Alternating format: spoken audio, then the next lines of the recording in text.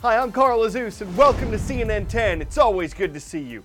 A growing number of countries around the world are grounding a popular type of passenger plane, and that's the first story we're explaining.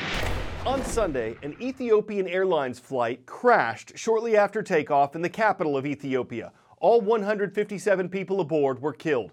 It happened less than 6 months after an incident on October 29th, when a Lion Air flight crashed shortly after takeoff in the capital of Indonesia.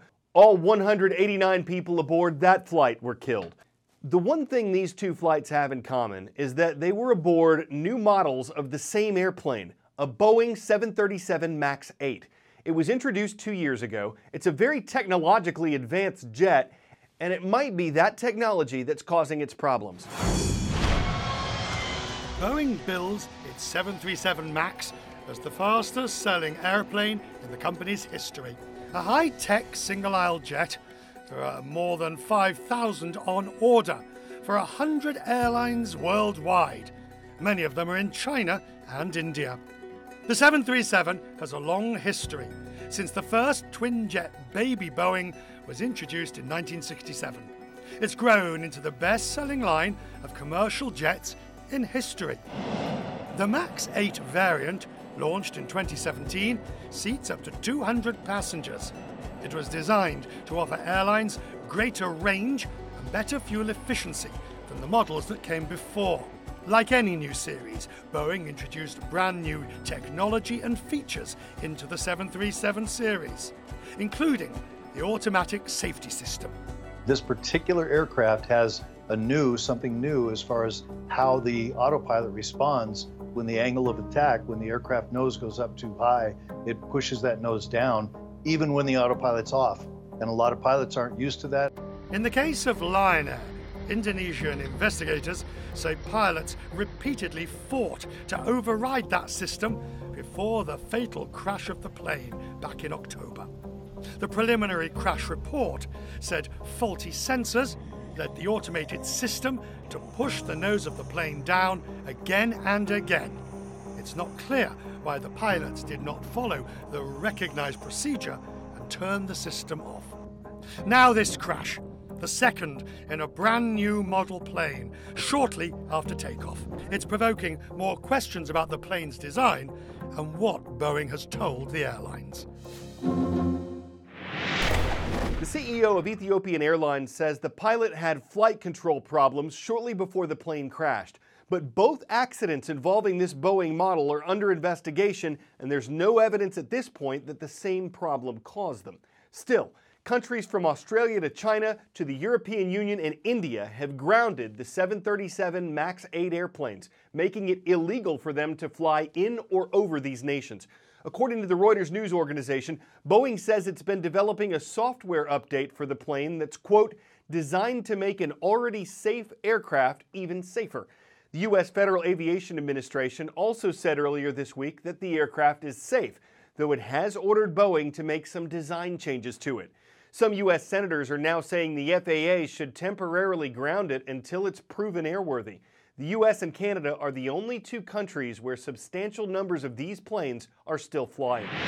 The United States government is trying to keep American wireless companies and countries around the world from buying telecommunications equipment made by a Chinese company named Huawei. This is the world's largest telecom manufacturer. It's taken such a lead in developing 5G wireless technology that many carriers can't replace it. 5G is said to be many times faster and more reliable than 4G. China and Huawei have denied doing anything wrong, but the U.S. says Huawei has connections to Chinese government intelligence and that Huawei's equipment could allow China to potentially spy on people who use it. It's not just civilian security the U.S. is concerned about. Hidden beneath this vast, snowy prairie land in central Montana are more than 100 nuclear-armed intercontinental ballistic missiles, ready for launch. It's desolate terrain, but vital to American national security, which experts worry could face a threat from China. This fenced-in area is a missile silo, controlled by Malmstrom Air Force Base. Right next to it, a cell tower belonging to a company called Triangle Communications System. It's an American company, but its network uses radio transmitters and receivers made by the Chinese company Huawei. a telecom giant that has been called a national security risk by U.S. intelligence officials. We're deeply concerned about the risks of allowing any company or entity that is beholden to foreign governments that don't share our values to gain positions of power inside our telecommunications networks. Given the power of the Chinese government over Chinese companies, experts say the Huawei technology could be weaponized by Beijing. If they asked Huawei, turn off the phones, tell us what people are doing, scramble the data going over it, block calls, make random phone calls, there's nothing we could really do to stop that. These bases use encrypted communications, but valuable intelligence could be gathered on the people working with the ICBMs. And the area could also be targeted with network attacks. There's no evidence that anything like this has happened, but CNN has identified dozens of cell phone towers equipped with Huawei technology, some dispersed among the Malmstrom nuclear missile fields. ICBMs are supposed to be pretty hard. That might not be easy to do, but that doesn't mean our opponents won't try and figure out if they can do it. Areas like this are so remote that often the only cell phone service comes from small networks. Unlike major carriers like Verizon and AT&T, smaller companies depend on government subsidies, and many buy cheaper equipment made by Chinese companies like Huawei. While the company is barred from U.S. government contracts and federal employees can't use their devices, rural carriers have no such restrictions. The companies that own these towers are part of the Rural Wireless Association, who say a quarter of their members buy Huawei because it's far cheaper, and say it would cost up to $1 billion to replace. The Pentagon would not say what kind of relationship, if any, it has with these carriers, but Acting Defense Secretary Patrick Shanahan told CNN in a statement they are working closely with our industrial and research partners to develop comprehensive and innovative solutions for both the department and commercial industries. 10-second trivia. Which of these American universities is the oldest? Wake Forest, Georgetown, Stanford, the University of Southern California.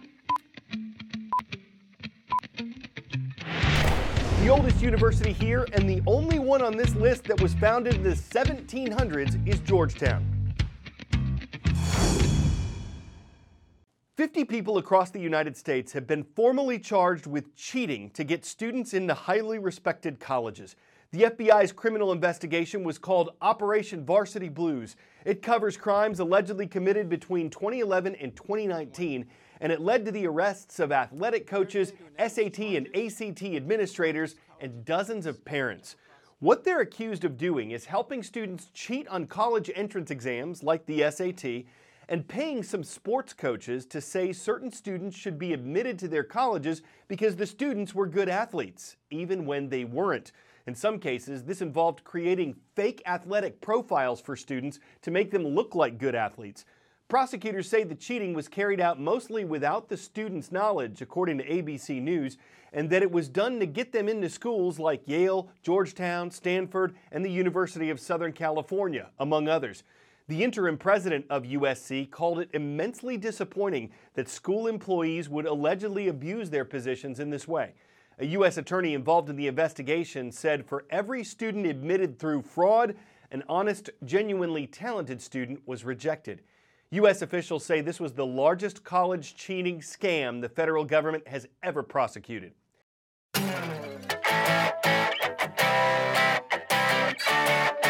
When you see this winterized car for the first time, don't be fooled. It's no Mustang. It's Snow Mustang. A Nebraska state trooper found this and shared it on social media, saying that while some people make snowmen, in this part of the country they make snow cars. The officer even gave it a ticket, a fake one, of course, for being double parked. Apparently, a local businessman and his kids formed this frosty Ford. Forget 5.0, it's a 5-point snow. It's a cold weather curbside car you can't tow. Only where it's chillin' could you shape one if you're willin', but there's no way to be tellin' when your sculpture will be melted. So, if you're gonna make one, it has to be a fake one. You'd be sure to break one if you ever tried to take one. It's a truly cool vehicle that no one's gonna seize, and maintenance is easy cause it needs no antifreeze. I'm Carl Azuz on the loose for CNN.